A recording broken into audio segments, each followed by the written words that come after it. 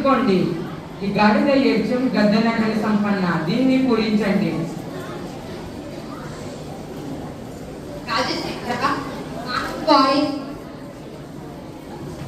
రాజశేఖర మానవులు వారి తప్పెక్కారు కొందరు ఉన్నారు. అయినా జంతువులలో దేనిని చూడలే. అయినా దైవ కృపతో నేను పూర్తించను. ఆడిన మాటను తప్పిన కార్తీకుడు కొంచెం తిట్టగా విను అయ్యా పట్టుకొని గాలి ఏంచం గంగన్న గణ సంపన్న. చేస్తారు. లౌకిక జీవన గమనంలో భ్రమమీనుల దూషణను, ఆది తప్పిన జనుల హీన స్వభావాన్ని తెలుపుతూ మాట నిలబెట్టుకోవడం విలువలు చాటారు. ఆది తప్పే మనిషి గాడిద కొడుకుని తిట్టినప్పుడు విశ్వాసానికి మారుపేరుగా నిలిచిన జంతువు గాడిద ఏడ్చిందన్నారు. దీని చెట్టు దృష్టాంత రూపంలో సాగిన మీ పూర్ణ బల తిమ్మన కవీంద్రులు లోకరీతిని భీతి లేకుండా చెప్పారు. తరువాత మీరు ననననన అనే ఈ సమస్యను పూరించండి. ప్రభు అక్షర విన్యాసం తప్ప అర్థం లేని సమస్యలు ఇచ్చారు. కానీ చక్కని పూర్ణ కావిస్తాను.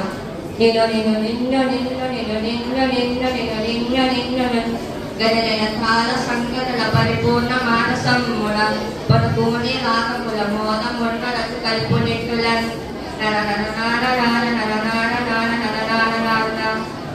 సభాసదులంతా కరతాళధ్వనులు చేస్తారు. ఫల శ్రీకాళహస్తీశ్వరుని వరప్రసాదం కవిత్వంగా పునరుద్ధరించండి.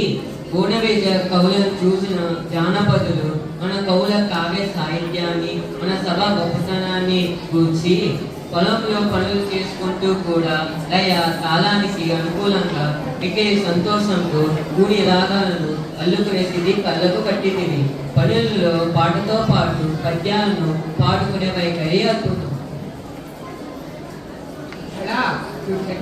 తరువాత కనాది రామకృష్ణ, ఇది తదుపరి వంతు మీదే. మీ పదగుంపాన్ని మీ మెరుగదము. మేక మరియు తోక ఈ రెండు దత్త పదాలతో ఒక సీస పద్యం చెప్పండి. మా మేలిన దేవుల నన్ను ఆదేశిస్తే కాదంటారా? ఆలకించండి మహత్పట్టుకో. మేక తోకకు మేక తోక, మేకకు మేక, మేక తోకకు తోక తోక మేక, మేక తోకకు మేక తోక, మేకకు మేక, మేక తోకకు తోక తోక మేక, మేక తోకకు మేక తోక, మేకకు మేక, మేక తోకకు తోక తోక మేక, మేక తోకకు మేక తోక, మేకకు మేక, మేక తోకకు తోక తోక మేక, మేక తోక తోక తోక తోక తోక మేక, మేక తోక తోక తోక తోక తోక మేక, మేక తోక తోక తోక తోక తోక మేక, మేక తోక తోక తోక తోక తోక మేక. సభాసదులంతా కరతాళధ్వనులు చేస్తారు. మీరు సామాన్యులు కాదు రామకృష్ణ. ఏమేమి మేకలు కాపరి మేకలను మేతకై అడవికి తీసుకుపోతున్నాడా? ఒక మేక ముందున పోతుందా? ఆ మేకకు తోక వెనుక భాగాన ఉంటుంది. ఆ తోక వెనుక మెరక మేక పోతుంది. ఇలా మేకల మంద పోతున్న తీరును మేక తోక అనే దత్తపదాలతో చాలా చక్కగా చిక్కగా చెప్పారు. శభాష్ రామకృష్ణ కవి, మీ కట్టికి రెండు వైపులా పదునే మరి, అందుకే మీరు వికటి కవి అయ్యారు. రామభద్ర, గోలకొండ, మూలముండ, కొత్తకొండ, పూలదండ ఈ పదాలకు భారతార్థంలో ఒక పద్యం చెప్పండి. చిత్తం మహాప్రభు, తమ భక్తుడనైన నాకు భారతార్థంలో పద్యాన్ని పూరించమన్నారు. నా పూరణ ఎదిగో. ఓయి గురురాజా నీ కుడి కుట్టగోలా, కొండవలి ముందు విను మూల ఉండదింకా, బంధనమున్న గెలిపింతు పాండు సుజులా, నురమనన్ గెలిపింతు పాండు సుజులా, రేగొత్తుకొండ. సభాసదులంతా కరతాళధ్వనులు చేస్తారు. ఓయి గురురాజా, నీ కొడుకు దుర్యోధనుడు ఎంత గౌరవించిన మనసు, ఆకారంలో కొండలాగా ఉంటాడు, బుద్ధి బలం లేనివాడు. నా మాట వినుము, యుద్ధం వస్తే సర్వం నాశనం. సమరంలో ధర్మని కొట్టే పాండవులు గెలుస్తారు, నీ కుమారులు మరణిస్తారు. బహుభాగు రామభద్ర, కొత్తకొండ అన్నారు చూడండి, అది మరీ బాగుంది. తరువాత పింగళి సూరన, వేరే ఒకరు శ్రీహరి భక్తుడైన నాకు దశ దశావతారములను ఆశువుగా చెప్పమని పంపించారు. ఆరంభించండి. శ్రీహరివర్తినికాయ శ్రీకృష్ణదేవరాయ కోరినట్లే వినిపిస్తాను.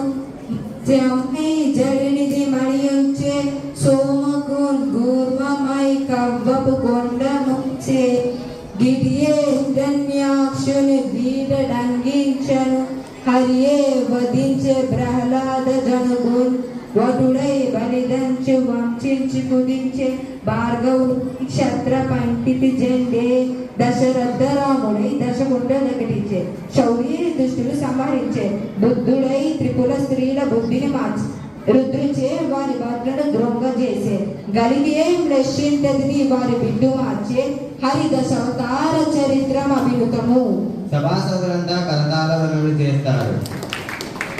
మత్స్యావతారాన సోమకాసుని చంపి కూర్మావతారాన మందారగిరిని మోసి సముద్ర మదనం చేయడానికి సహాయపడ్డాడు. వరాహ రూపములో హిరణ్యాక్షుని చంపి నృసింహుడు అయి హిరణ్యకశిపుని చీల్చాడు. వామనుడు అయి బలిచక్రవర్తిని పాతాళంలోకి అణిచి శ్రీపరశురాముడు అయి రాజుల గర్వాన్ని అణిచి శ్రీరాముడు అయి రావణాసుని చంపి శ్రీకృష్ణుడు అయి దుష్టులకు బుద్ధి చెప్పి శ్రీ బుద్ధుడు అయి పురస్త్రీల బుద్ధిని మార్చి కల్కి అయి బుద్ధిహీనులను బుద్ధి సమయంగా చేసేది శ్రీహరి దశావతారాన్ని ఆశువుగా చెప్పినందుకు ధన్యవాదములు కలిసి మీ అభినందన